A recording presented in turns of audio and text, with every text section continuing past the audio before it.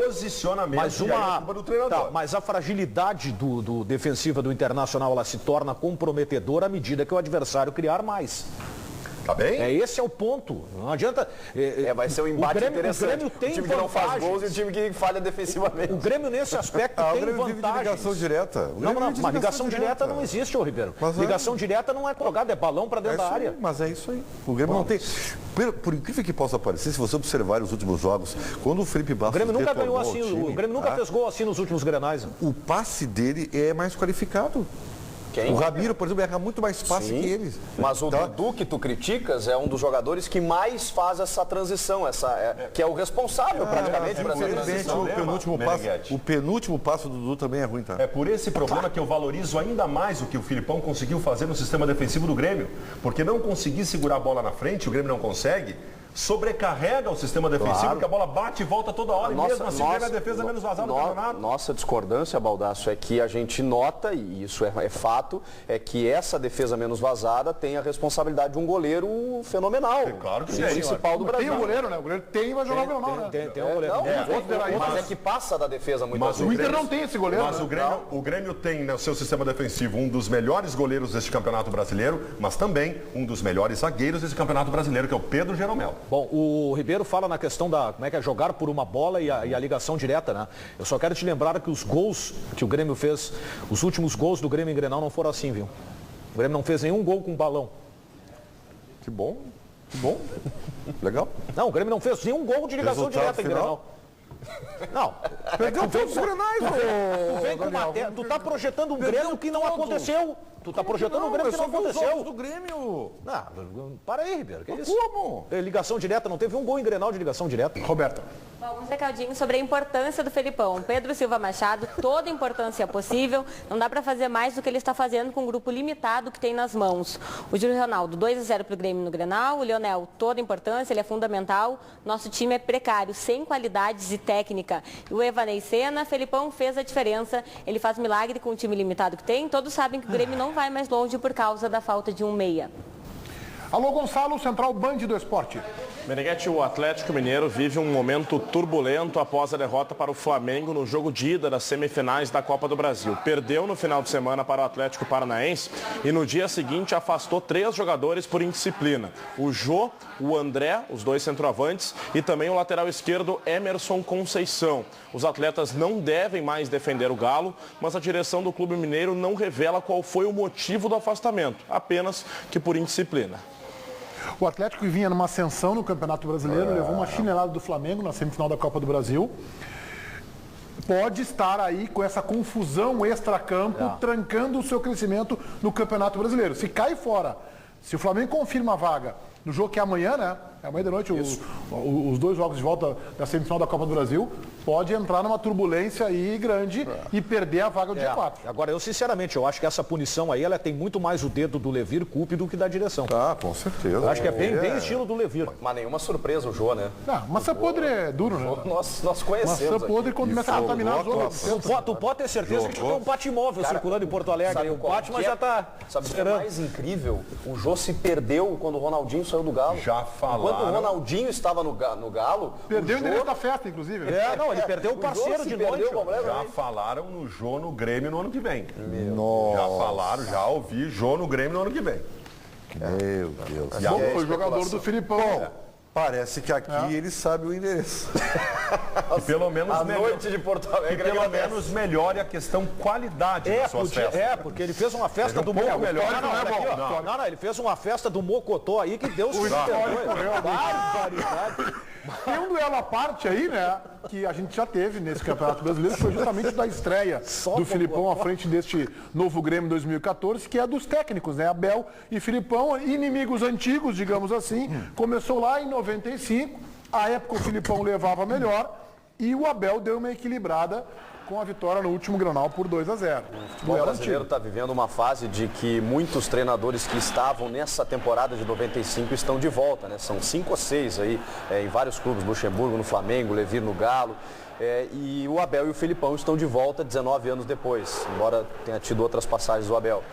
E o Abel não havia vencido o Filipão em Grenais até o Grenal de estreia do Filipão, 2-0 no primeiro turno esse ano. Eu vendo essas imagens, a gente percebe o quanto a gente conseguiu com a dupla Grenal chegar longe quando a gente largou o provincianismo e um ficar só se preocupando com o outro.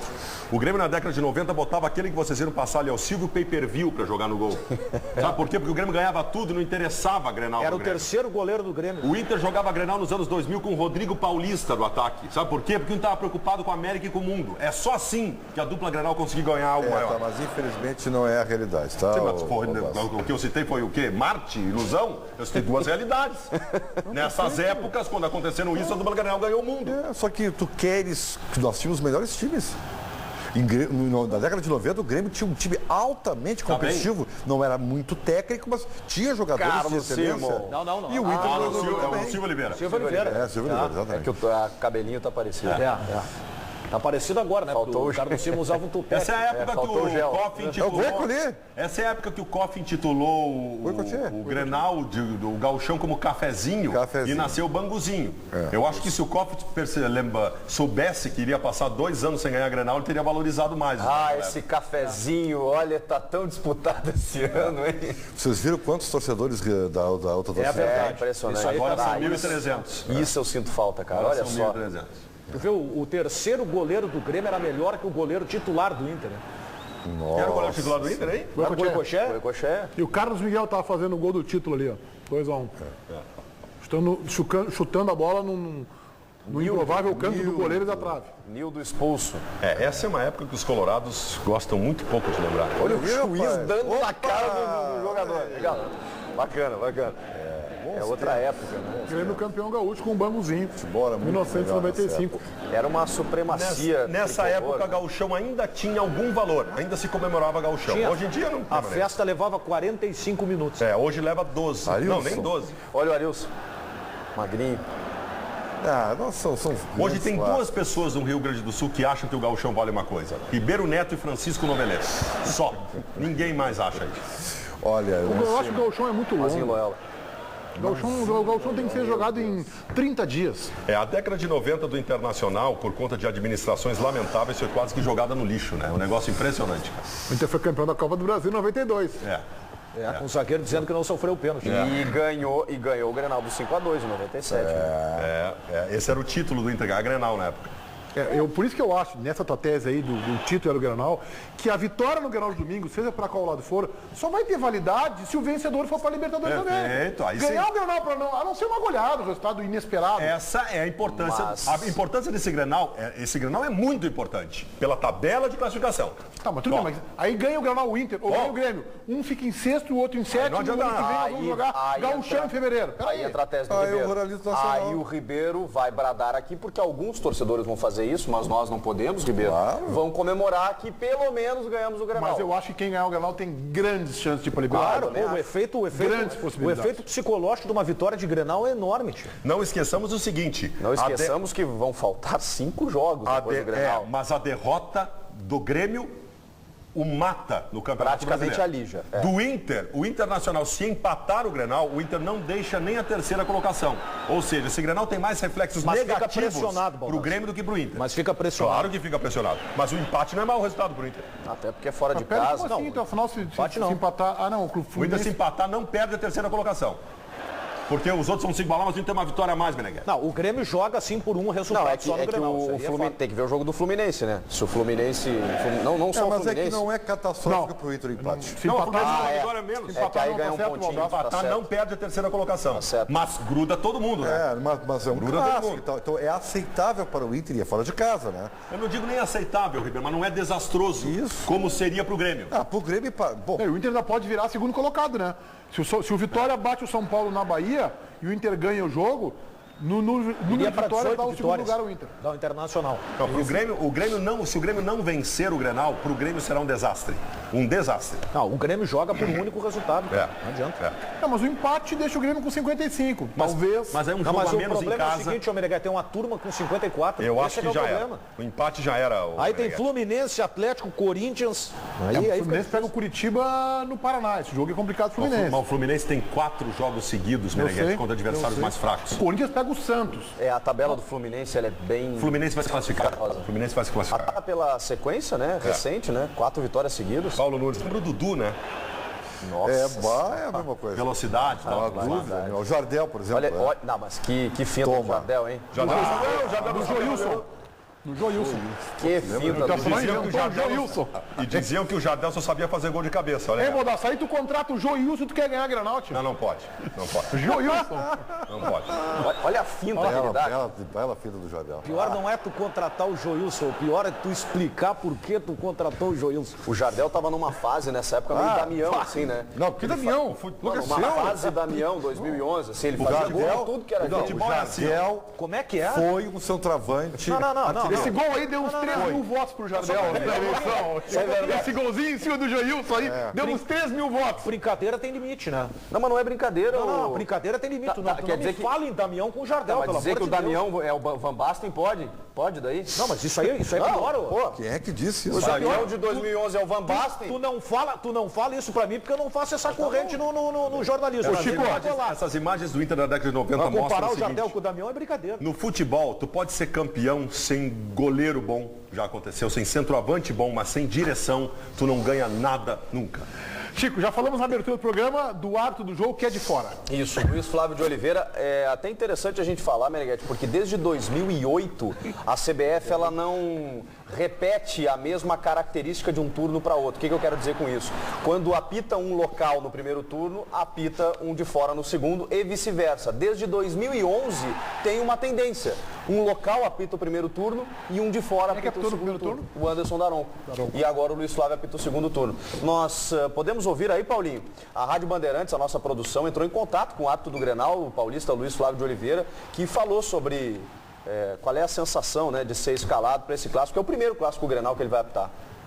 A gente, em primeiro lugar, é muito feliz por ter essa oportunidade de poder trabalhar no Grenal, primeira vez na minha carreira, vários clássicos, esse é o sonho de todos os árbitros quando faz escola, trabalhar em todos os clássicos do país, e para mim também não é diferente, né? É uma alegria muito grande, uma semana muito boa.